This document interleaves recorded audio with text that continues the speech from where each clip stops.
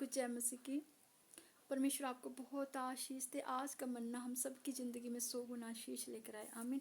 सर्वशक्तिमान जीवित परमेश्वर, हम धन्यवाद करते हैं आज के उत्तम दिन के लिए। सुबह से दोपहर शाम तक आपने सभी को संभाल के रखा परमेश्वर।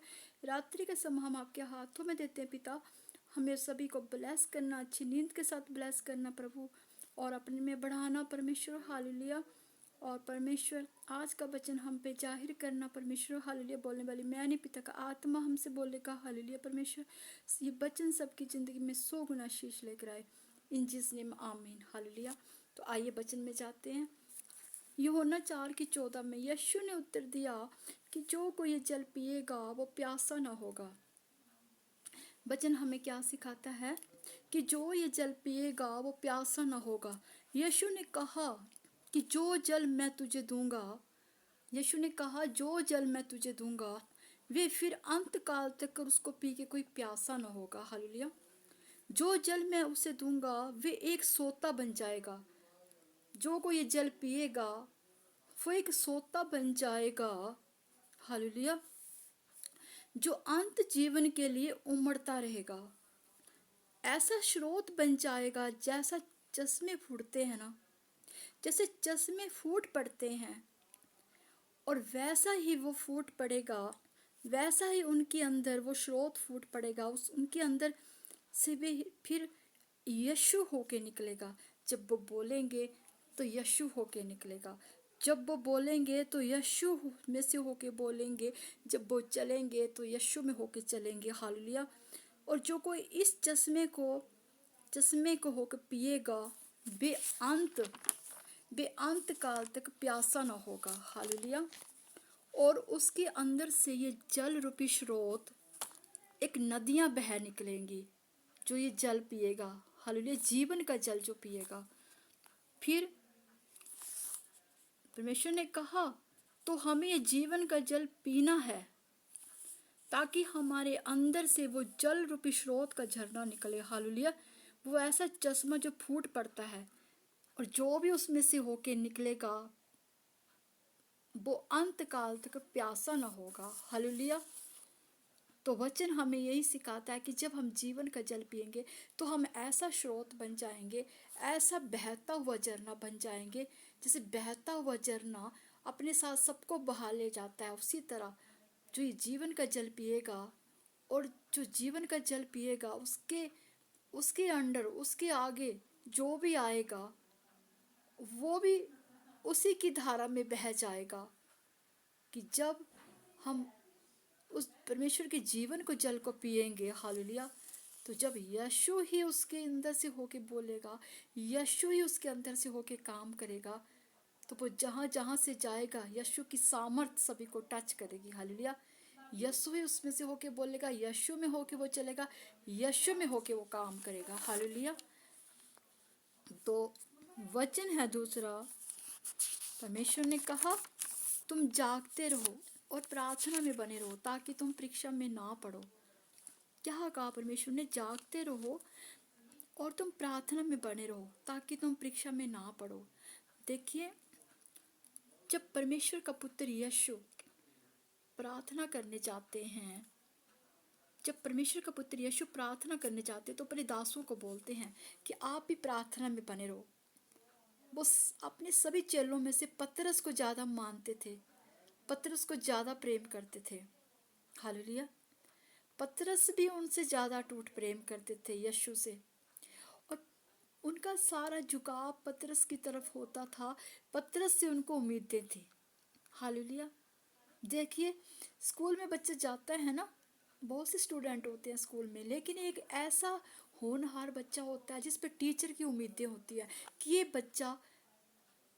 बच्चा उसकी खरी उम्मीदों पर खड़ा उतरेगा। परिवार में भी एक ऐसा बच्चा होता है जो माँ बाप उस पर इच्छाएं रखते हैं कि हमारी उम्मीदों पे ये खड़ा उतरेगा। उसी तरह यीशु भी पतरस पर उम्मीदें रखता था कि हाँ, पतरस सब कुछ कर सकता है। तो जब यीशु प्रार्थना करने जाते हैं तो अपने दासों को बोलते हैं आप प्रार्थना में बने रहो। जब यीशु प्रार्थना करके लौटते हैं तो क्या देखते हैं कि सभी दास सोए हुए थे। यीशु ने उनमें से सिर्फ पतरस को बोला, पतरस क्या तू थोड़ी देर भी मेरे साथ प्रार्थना में जाग ना सका? क्या तो थोड़ी देर भी जाग न सका?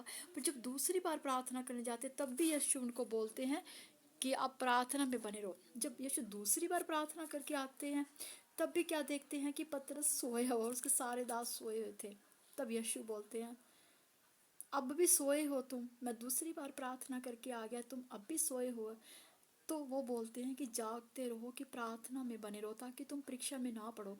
क्यों परमेश्वर ने कहा सभी को कि जागते रहो, प्रार्थना में बने रहो, ताकि हम सभी परीक्षा में ना पड़े। देखिए जब इंसान सोता है ना आधी रात को, तो दुष्ट लोग और आधी रात को बैठ के काली क्रियाएं छोड़ते हैं, लोगों के कामों को बांधते हैं, अंधकार की शक्तियों से लोगों के घरों में जादू टोने करते हैं।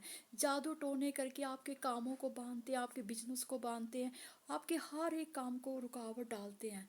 आप सोते हो, जो आपसे घृणा करते हैं, जो आपकी तरक्कियों पर जलते हैं, जो आपकी कामयाबियों पर जलते हैं, वो संसार में इसलिए ही आए होते हैं, दूसरों को हानि और क्षति पहुंचाने। लेकिन वो भूल जाते हैं कि वो ईश्वर तो बन नहीं गए, कि ईश्वर हो गए हैं वो, कि ईश्वर हो गए हैं। जादू टोने सीखने से, जादू टोने करवाने से वो ईश्वर नहीं बन गए। हाँ, वो थोड़ी देर तक वो जादू टोने का प्रभाव रहता है, लेकिन ईश्वर की आंखें बंद नहीं होती है, वो बहरा नहीं है, उनके कान की सुन नहीं सकते। वो आंखें हैं उनकी, वो धर्मियों पर भी लगी रहती है, पापियों पर भी लगी रहती है। लेकिन वो पापियों को, अधर्मियों को टाइम देता है ईश्वर, समय देता है, सुधर जाओ, सुधर जाओ, सुधर जाओ। वो देखता रहता है ईश्वर, अब सुधरेंगे, अब सुधरेंगे, अब सुधरेंगे। लेकिन जब उनका पाप हद तक बढ़ जाता है ना, वो उनके कुछ पिछले कर्मा होते हैं जिसकी वजह से वो बचते हैं, लेकिन जब उनके पिछले अच्छे कर्मा भी खत्म हो जाते हैं ना, तो उनका पाप का घड़ा जब भर जाता है ना, तो बुरी हाल से फटता है वो, फिर उनके कर्मों का, बुरे कर्मों का फल। इसलिए बोलते हैं कि पाप ना करो। क्यों तुम किसी के बच्चों की तरक्कियों से जलते हो? क्यों तुम किसी के बच्चों की कामयाबियों से जलते हो? क्यों जलते हैं वो कामयाबियों से, तरक्कियों से? क्या उनमें इतनी क्षमता नहीं है कि वो उन तक पहुंच सके अपनी? वो भी तो कामयाब हो सकते हैं ना, वो भी मेहनत करें। अगर जो बच्चा कामयाबी के शिखर पर जाता है, तरक्की कर रहा है, मेहनत कर रहा है, भाई वो दिन रात मेहनत से आगे बढ़ा है, कोई सिफारिश नहीं होती किसी काम में, मेहनत भी होती है। इंसान जो अगर देखो तुम, इंसान उनकी कामयाबी को देखता है ना, तो देखो इंसान उनकी कामयाबी को देख के चलता है, लेकिन उसके पीछे वो उसकी लगन नहीं देखता, उसकी ईमानदारी, उसकी निष्ठा नहीं देखता। कि अरे जब लोग तुम सोए होंगे तो वो दिन रात अपनी फोकस होगा अपने काम पर, अपनी अपनी लगन के साथ, निष्ठा के साथ बढ़ रहा होगा। उसने ना जाने कितनी नींदें खराब की होंगी कामयाबी के लिए, पता नहीं कितने दिन भूखा भी रहा होगा। जब आप लोग अच्छे अच्छे कपड़े पहन के घूमते हो तो वो अपने कामों पर फोकस रहता है। हालेलुया। आप उनकी स्ट्रगल को नहीं देखते पीछे, कि उन्होंने कितनी स्ट्रगल, कितने आंसू, कितनी तकलीफों से अपने संघर्ष को पार करके इस हद तक पहुंचे हैं। हालेलुया। लेकिन वो उनकी पीछे की एक कठिनाई को नहीं देखते हैं, उनके संघर्ष, उनके स्ट्रगल को नहीं देखते, उनकी कामयाबी से जलते हैं। अरे तुम लोगों के पास क्या इतनी क्षमता नहीं है? तुम भी मेहनत करो, तुम भी आगे बढ़ो। किसी के बच्चों की तरक्कियों से क्यों जलते हो तुम लोग? क्यों तुम लोग ये काली क्रियाएं करते हो? क्यों तुम लोग ऐसे गलत काम करते हो? सुधर जाओ, बहुत अंत बुरा होगा, सुधर जाओ। ये 2025 तो इन लोगों के लिए परमेश्वर का आत्मा बोलता है बहुत बुरा होगा। ये अपना कर्मा फेस करेंगे ऐसे लोग, ये बच नहीं सकते इस साल के कर्मा से। इन्होंने जो भी पीछे कर्मा किया है ना, इस साल भुगतना ही पड़ेगा इनको अपना कर्मा। अभी भी समय है, सुधर जाओ, सिलेंडर कर दो ईश्वर के आगे अपनी गलतियों को, सुधर जाओ। लेकिन फिर भी हम यही बोलते हैं ईश्वरी बच्चों को कि इनको माफ करें, इनके लिए बुद्धि को मांगे। लेकिन आप जानते हो ना कि मसीह लोगों के पास वरदान है, बहुत वरदान है। मसीह लोग जो बोल देते हैं वो हो जाता है, वो पत्थर की लकीर है। परमेश्वर ने एक वरदान दिया हुआ है कि जो बोल दोगे आप हो जाएगा, उसको कोई मिटा नहीं सकता। उस वरदान को परमेश्वर भी नहीं, जो परमेश्वर ने दे दिया वरदान, वो नहीं मिटता। मसीह लोग जो बोल देते हैं वो पत्थर की लकीर हो जाता है। ये वरदान है मसीह लोगों पर। लेकिन मैं फिर भी बोलती हूँ, मसीह लोगों को इस वरदान का गलत फायदा नहीं उठाना है। किसी को गलत नहीं बोलना है, उनके लिए बुद्धि को मांगना है ताकि उनको सद्बुद्धि आए, वो सही राह पर चले। और मैं उन लोगों को भी हाथ जोड़ के विनती करती हूँ कि ऐसे कामों में ना फंसे तुम लोग, क्योंकि इसका अंजाम तो सिर्फ ऐसा ही होगा कि नर्क कुंड में ही जाओगे। ऐसे गड्ढा, जो दूसरों के लिए गड्ढा आप खोद रहे हो ना, जो दूसरों के बच्चों के लिए उनके कामयाबी को तुम रोक रहे हो। मेरे को ढेर सारे फ़ोन आते हैं प्रेयर के लिए, तो मैं देखती हूँ दुष्ट आत्माओं के लोग ग्रसित होते हैं, उन पर जादू टोने किए होते हैं, किसी के कारोबार को बांधा होता है, किसी के रिश्तों को बड़ा बांधा होता है लोगों ने।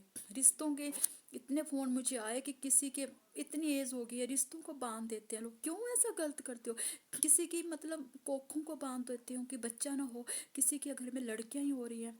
क्यों ऐसे गलत काम कर रहे हो? सुधर जाओ। बहुत घातक परिणाम देखोगे आप अपनी लाइफ में, बहुत घातक। आप ये ना सोचो कर्मा नहीं मिलेगा, इसी जन्म में आपको भारी कर्मा फेस करना पड़ेगा यीशु के नाम से। सुधर जाओ, वार्निंग देती हूँ मैं आपको, सुधर जाओ। बहुत घातक आप परिणाम देखोगे। नहीं तो ना किसी के बच्चों के साथ अनर्थ करो, ना किसी की जिंदगियों के साथ खेलो। यार तुम लोग धरती पे आए हो ना, तो अच्छे कर्मा करो, ताकि तुम मरने के बाद ऊपर जाके ईश्वर को मुंह दिखाना है, ईश्वर के आगे भी अपने आप को फेस दिखाना है। यहीं पे तुमने सारा कुछ क्या चिट्ठा करके जाना है अपना। इसलिए बोलती हूँ अच्छे कर्मा करो। इसलिए तो परमेश्वर बोलते हैं कि जागते रहो और प्रार्थना करो, ताकि तुम इन लोगों की गलत हरकतों से बच जाओ। हालेलुया। और इसलिए परमेश्वर अपने दास दासियों को खड़ा करता है कि ये गलत काम करते हैं, हम तो कुछ नहीं करते। हम तो बेचारे मसीह लोगों पर लोग विरोध उठाते हैं, लेकिन मसीह लोग फिर भी आप लोगों का भला ही करते हैं, अन्य जातियों का। आप लोगों पर इतने दुष्ट लोग प्रभाव करते हैं, हम परमेश्वर की सामर्थ से उन सारी गलत आत्माओं को निकाल देते हैं, उन दुष्ट चीज़ों को निकाल के आपको आशीष देते हैं। मसीह लोग तो प्रार्थना ही करते हैं, कोई पैसा नहीं लेते, कोई कुछ नहीं लेते। ये लोग तो ऐसे तांत्रिक और बाबाओं के पास जाके पैसों का गलत उपयोग करके उनको भी बहका के, उनको भी लालच दे के आपके ऊपर जादू टोने करवाते हैं। और वो तांत्रिक बाबा भी कैसे होते हैं कि ईश्वरीय शक्तियों का गलत इस्तेमाल करते हैं। वो अपना ईमान भी खो देते हैं पैसों के लिए, पैसों के दो टुकड़ों के लिए ईमान खो के बेचारे मासूम लोगों की जिंदगियों को बर्बाद करने चलते हैं। लेकिन मैं उनके लिए भी बोलती हूँ, अगर ऐसा ना करे, अगर ईश्वरीय शक्तियां हैं ना आपके पास, अगर ऐसा करोगे तो यीशु के नाम से धीरे धीरे आपकी सारी शक्तियां जीरो हो जाएंगी, आपके पास कुछ नहीं बचेगा, जीरो हो जाएंगी, शून्य हो जाएंगी। फिर क्या फ़ायदा? फिर दोबारा से घड़ा भरो सामर्थ का। इसलिए आप अपनी शक्तियों का सही इस्तेमाल करो लोगों के लिए, ताकि आप बचाए जा सके। हालेलुया। आप अपनी शक्तियों का सही इस्तेमाल करें लोगों की चंगाइयों के लिए, लोगों की छुटका। अगर ऐसे गंदे लोग आपके पास आते हैं ना पैसे दे के कि लोगों का ऐसा कर दो, उसके कोख बांध दो, उसके कारोबार बिजनेस रोक दो उसके, तो मैं हाथ जोड़ के विनती करती हूँ आप ऐसा ना करें। आप उनको ना ईश्वर का थोड़ा संतान बताएं कि ईश्वर आपको क्या कर्मा देगा, उनको आप निकाल ले वहाँ से। पैसों के लिए ना बिके, ईश्वर आपको बहुत आशीष देगा। आप ऐसा करें, परमेश्वर आपको बहुत बढ़ाएगा। ऐसे लोगों की पैसों की लालच नहीं करना। ये पैसों दे के आप लोगों से गलत काम करवाते हैं। ना आप बच पाओगे कर्मा से, ना ही ये लोग बच पाएंगे। बराबर बराबर कर्मा ईश्वर देगा आप लोगों को। हालेलुया। इसलिए परमेश्वर कहता है जागते रहो, प्रार्थनाएं बने रहो, ताकि इन गलत लोगों की काली हरकतों से आप बच सको। हालेलुया। क्योंकि जब आप लोग सोते हो तो ये काली क्रियाएं करते हैं। अगर आप प्रार्थना में बने होगे, एक भी आपका व्यक्ति घर में प्रार्थना में बना होगा, ईश्वरीय शक्तियों में बना होगा, तो वो इन लोगों की शक्तियों को हरा देगा, बचा लोगे आप लोग। लेकिन संसार में ऐसे बहुत से लोग हैं जो ऐसे काम करते हैं, किसी के घरों को बर्बाद करते हैं, किसी की पति पत्नियों को हंसता हुआ नहीं देख सकते, जादू टोने करके उनको दूर कर देते हैं, उनके रिश्तों को ही तोड़वा देते हैं। डबल डबल मुखौटे डालते हैं वो लोग। वो भूल जाते हैं कि डिवाइन बच्चों से तो कुछ नहीं छिपता, हमसे कुछ नहीं छिपता। परमेश्वर हम पे अब सारे भेदों को जाहिर करता है, हमें सबके बारे में पता होता कौन कैसा है। जाहिर है कि हम बोलते नहीं। लेकिन सुधर जाओ, अभी भी समय है, अभी भी मौका है, ईश्वर दे रहा है, तो सुधर जाओ, ऐसे काम ना करो। क्योंकि ऐसा काम करने से कुछ हासिल नहीं होता है, सब कुछ ही चला जाएगा। इसलिए सही तरीके से चलो, सत्य से चलो, सच्चाई से चलो। और अगर ऐसा काम करना है तो सही काम करो ना, सही राह पर चलो, सही काम करो, ताकि सब बचाए जाएं। क्यों किसी को बर्बाद करना? आप भी जीवन में आए हो, एक बार मनुष्य जीवन बिना, तो सुख में से गुजारो और सुख में से रहो। हालेलुया। परमेश्वर आपको बहुत आशीष देगा।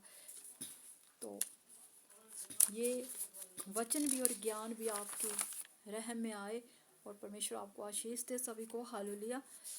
तो परमेश्वर का अगला वचन पढ़ते हैं हम। हालेलुया।